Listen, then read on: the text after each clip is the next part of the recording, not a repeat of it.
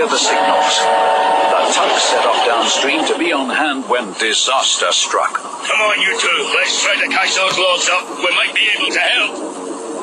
Anything's worth a try, Big Mac. The shunting engine couldn't steam all night because the rails were slippery after the snow and frost.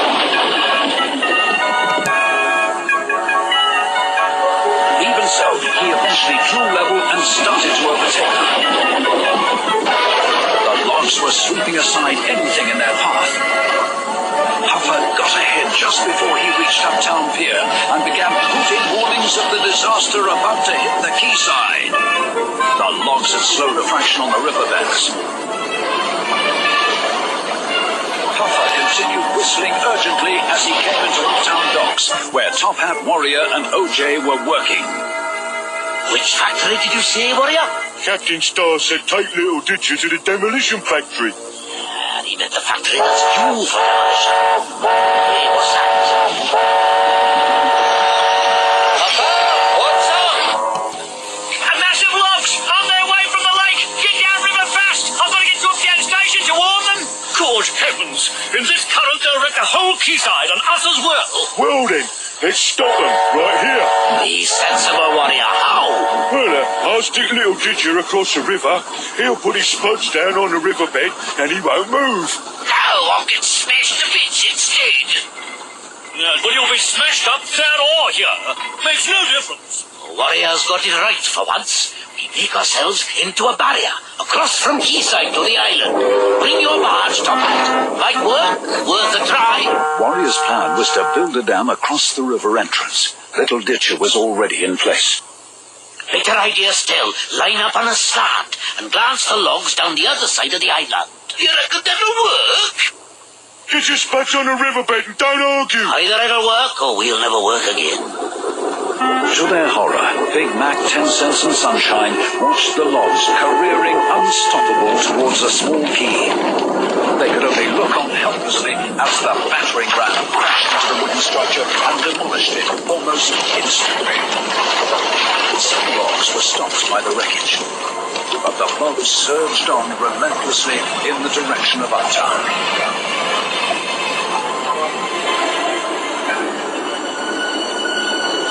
The Star Tugs followed on, trying to avoid the floating debris. They knew that it was going to be even worse for Uptown. I wouldn't like to be in Uptown when that boat hits the quaysides. Nor me. No, thank you. In Uptown, the church bells were ringing out to warn everybody. OJ was still organizing the dam. Hurry up, OJ! I think I can hear the logs coming! We must get this log slide down quick. Oh no, Warrior! You're on the wrong side. Yeah, so I am. Well, how do I get... Suffering stacks! Look at the size of that! No, don't panic, Warrior. We'll rev engines and push back as they hit. Try to divert them round the other side of the island. Easier said than done!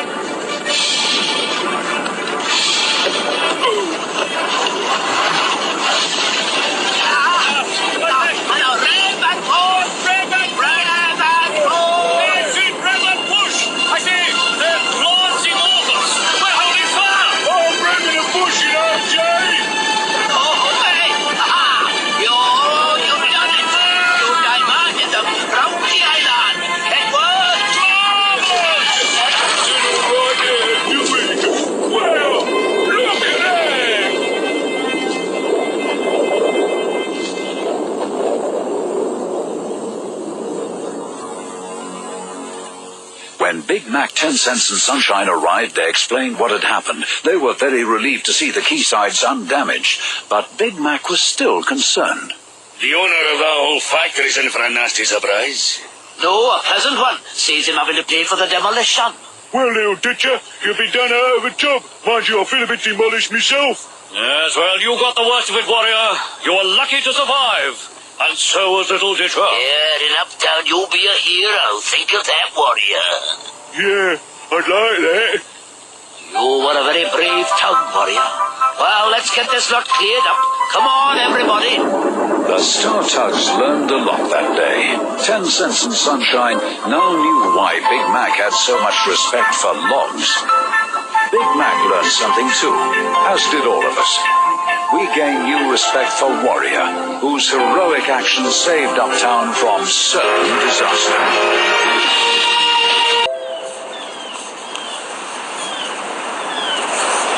Oh, hello there. I was just doing some very important work. Well, actually, I was thinking about my days at sea before I became harbor master here in the big harbor. Some of the great ships I sailed, some of the wonderful places I've seen. Oh, but this is my most favorite place of all right now. Do you know something? When I first got here, I wasn't so sure. Someone was making a terrible noise just outside this window here. It sounded like a giant sheep. Bah, bah. So I called down. Could you quiet down, please? It was Rodney, my friend who works here in the big harbor. He was playing his bagpipes. That's a musical instrument. It's like a big round bug with arms all over it. It sounds a bit like one, too. Anyway, I was very surprised. You know, I remember when Theodore Tugboat first arrived here. He had a lot of new things to get used to. And he wasn't sure that he ever would.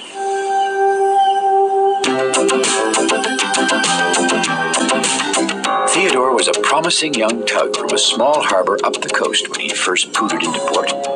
Bright-eyed and bushy-bumpered. Everything was new and exciting to the little tug. The big harbor seemed so, well, big. And noisy.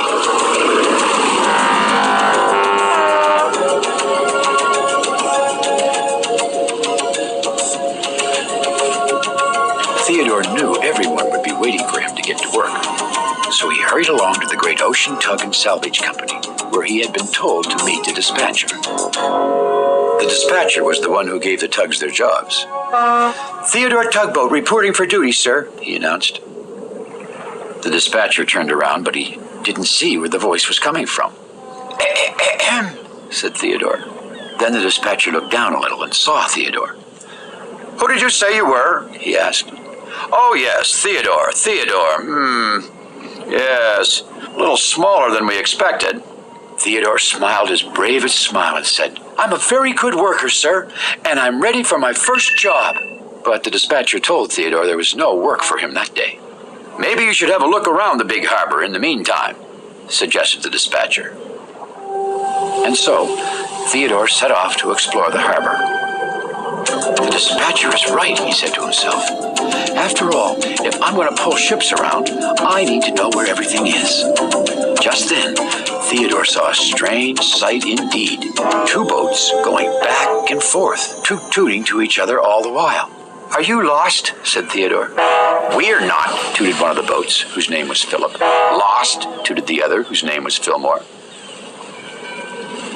Well, then why are you going back and forth like that? Asked Theodore.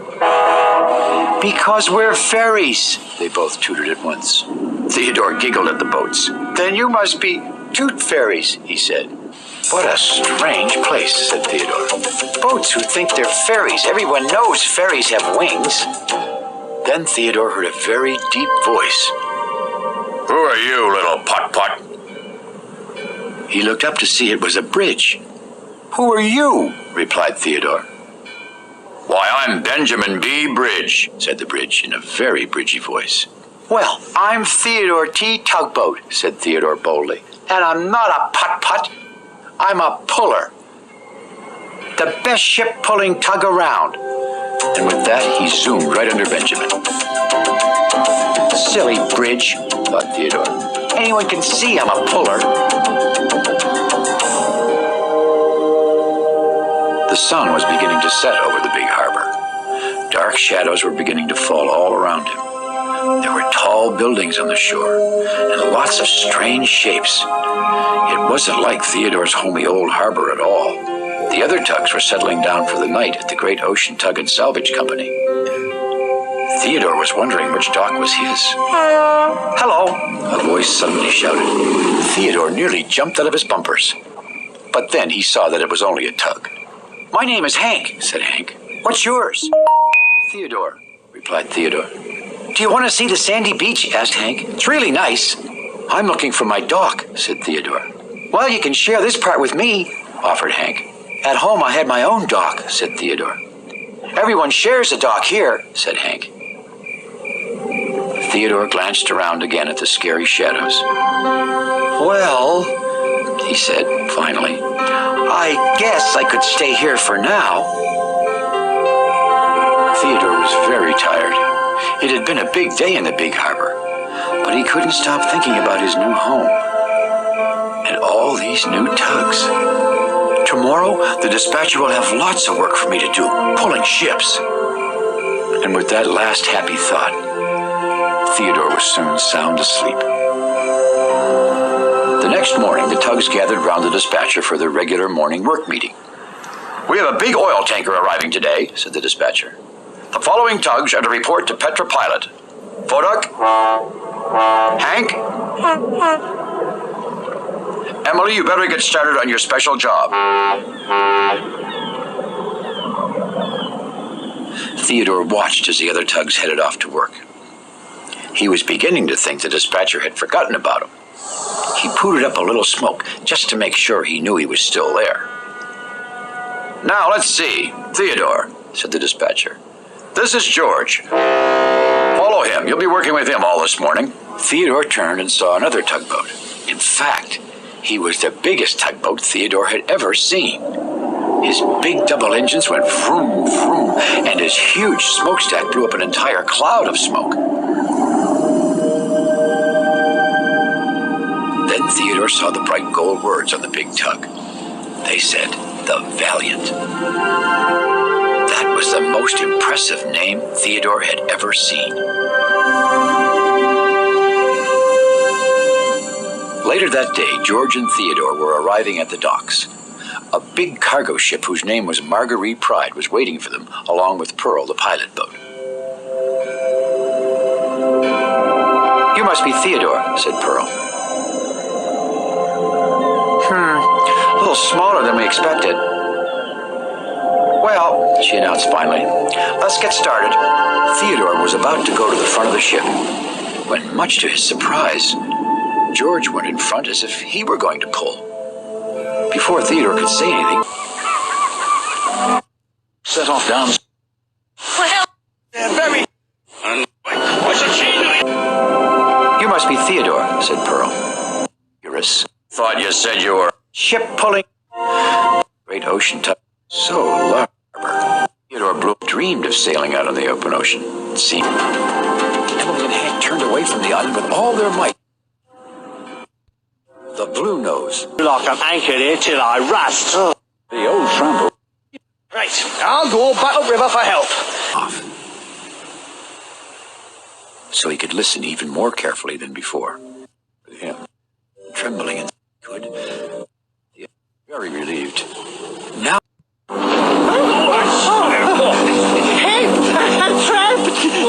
Well, no more than the rest of them. I hope it won't get sucked under. The tramper buckled but didn't move. The stars could only hope that help would come soon, though they never expected what sunshine brought.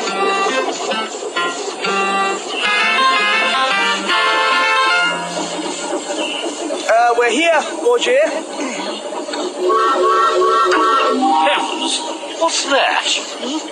Hiya, fellers. Heard you needed a nudge.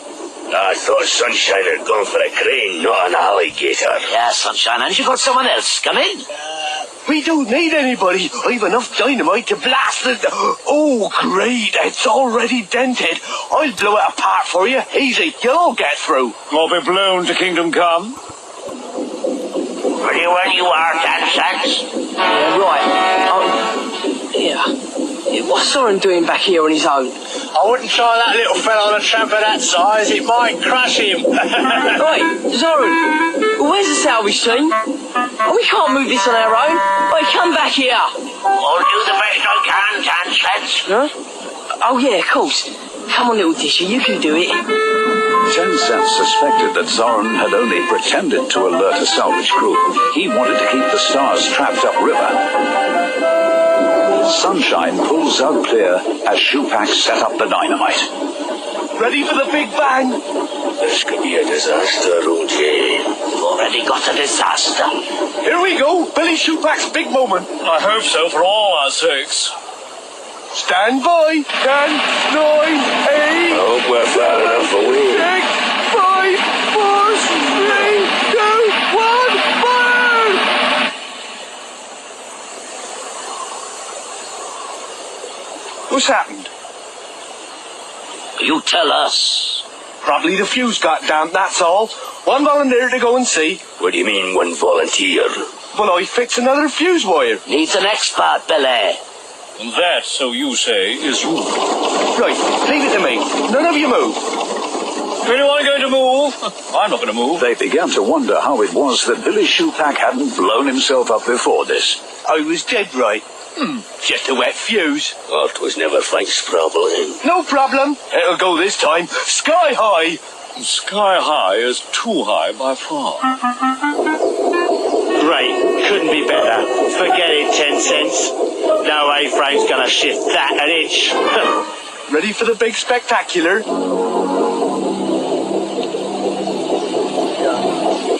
Yeah, come on, get on with it. Here we go. Yes, 3, 2, 1, go. Don't rush me. I do the countdown. 10, 9, 8, Zug, 7, 6, Zug, 5, 4, answer me, you 3, fool. 2, 1.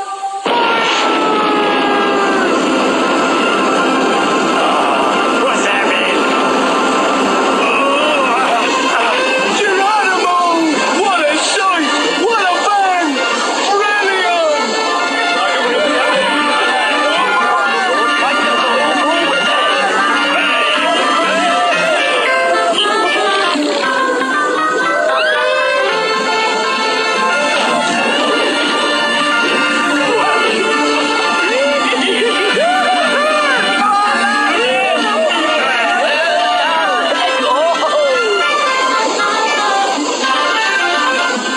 Oh, you got a problem there, Zoran. Oh, yeah.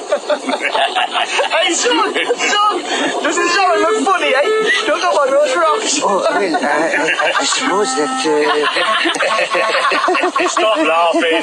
Stop laughing. It's not funny. Well, we think it is, eh? Don't we, son? yeah, no. All right, joke's over. Back and pick up our barges. Problem solved.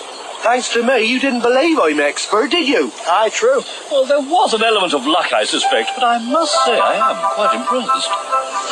Well, I can't play any more games with you. I've got real work to do. Hi, Billy. For once in his life, Shupak had done a great job. Never mind him. What about me? In trouble, Zoran. Looks like you got crutch instead of little ditcher. The only thing Zoran succeeded in doing that day was trapping himself instead of the Star Tugs.